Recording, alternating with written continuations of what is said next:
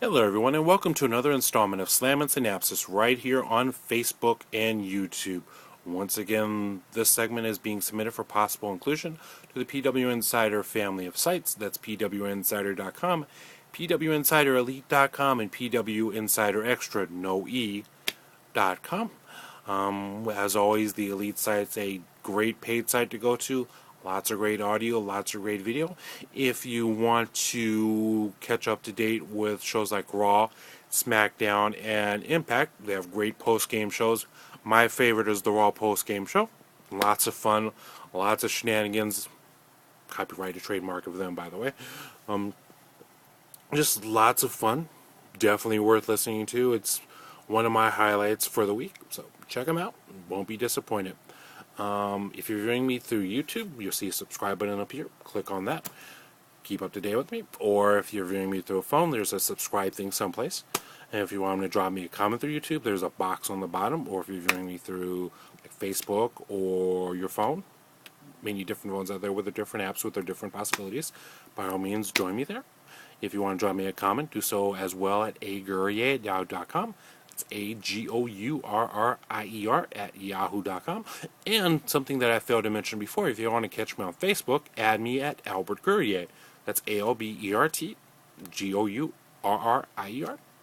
I'd be more to have you on board and keep you up to date that way as well. So without any further ado, we're going to get to the segment that we're going to be going into today. And this is going to be with regards to the WWE Wellness Policy, with regards especially to a Sin Cara. WWE has a wellness policy that they held their hat high on with regards to how it was enforced, with regards to the severity of it. First offense is a 30-day suspension.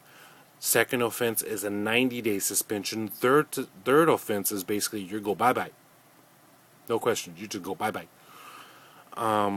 If you fail to acknowledge the fact that you have an issue, you could go bye-bye too. But there's been many people on it. People like Jeff Hardy, Dolph Ziggler, William Regal, Rey Mysterio, quite a few names. And in mentioning those names, I'm not disparaging their reputation, but it is a matter of fact. It is a matter of record. They've served their time. They went on and held pretty good careers in WWE, so wellness policy is something that can be overcome. But you look at the most recent inclusion to the Wellness Policy Violators Club, and that's Sin Cara. Now, Sin Cara just got recently put under violation, but they're bringing this character back before the 30 days are even up. Now, when you think about it, how fair is that to people like William Regal, to Rey Mysterio, to Dolph Ziggler, to Jeff Hardy? I mean, how fair is it to them that they don't have the luxury of having someone step into their character for a bit? I mean, Rey Mysterio has a mask. I mean, you didn't see them put a mask on someone else and have them be as Rey Mysterio. The plan right now is to have Sin Cara come back, albeit with someone else under the mask, under the outfit.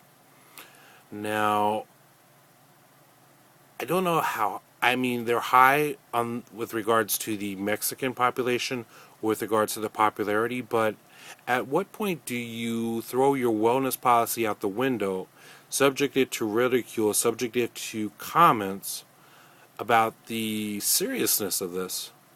I mean, how far away have they gotten from enforcing it as a whole when instead of taking the character off for 30 days based on the violation and bringing them back after the 30 days with someone new under that role, to take someone within that wellness policy violation time frame and put someone else in that role? I mean, how fair is that to people who's been on it before who didn't have that luxury?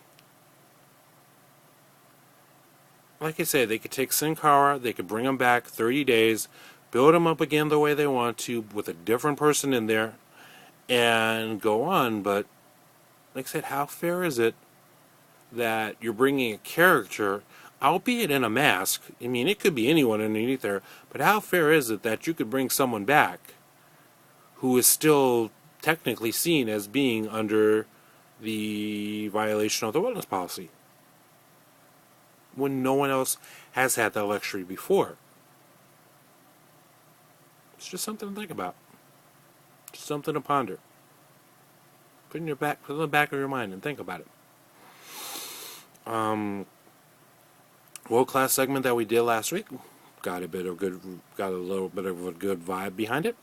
Like I said, we're going to revisit little things from time to time, the feuds, the action, the drama, and in the future, we're going to go into how world class became the USWA.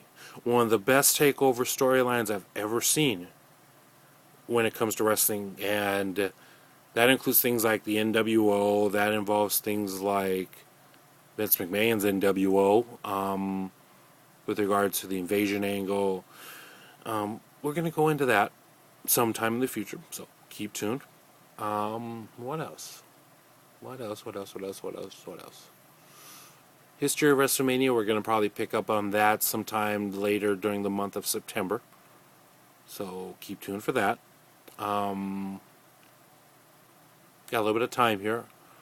The Raw show this past Monday, definitely sketchy in some points, but the best part of it was the promo at the end with C.M.Punk and John Cena. I mean, C.M.Punk's definitely blurred the line, erased it, eradicated it, just made note of all the contrived things with regards to contract signings. It's like, okay, let's just get this over with. Let's flip over the table. Let's beat each other senseless. Let's just cut to the chase, because we know it's going to get to that. We know that's how contract signings go. It's not just two people just sitting there, blah blah blah, signing a little paper and going on to the match. No, they throw the tables over. I think the only one that I saw that didn't really end up that way was Batista, and if anyone could have refreshed my memory, but Batista was signing a contract. I think it was against Cena. Not 100% sure, but that was the only one that kind of ended with people just walking out. But for the most part, he kind of threw all the contrived notions out the window. So, and that promo was very good by the fact that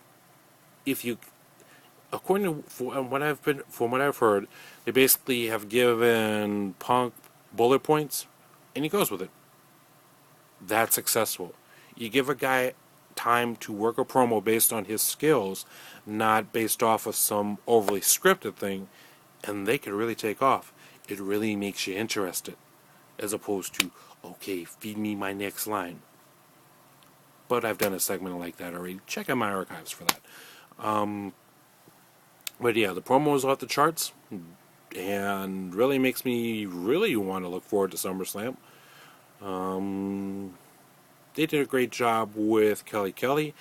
And it's like they're making her seem more confident. She's not that timid little girl anymore, which kind of works if you're going against someone like Beth Phoenix. So definitely a good thing with that. So yeah, just looking to see what the weeks ahead will bring. On my next segment, which should be done either tomorrow or next day, we're going to be going into America's Got Talent. The wild card show is going to be next week, so second chancers. But I will bring you my viewpoints on the people that have made it so far. So stay tuned. So for Sam and Synapses, this is Albert Guerrier. Thank you for joining me. Saying so long from ringside. Have a good day. Peace. We out of here. Good night, everybody.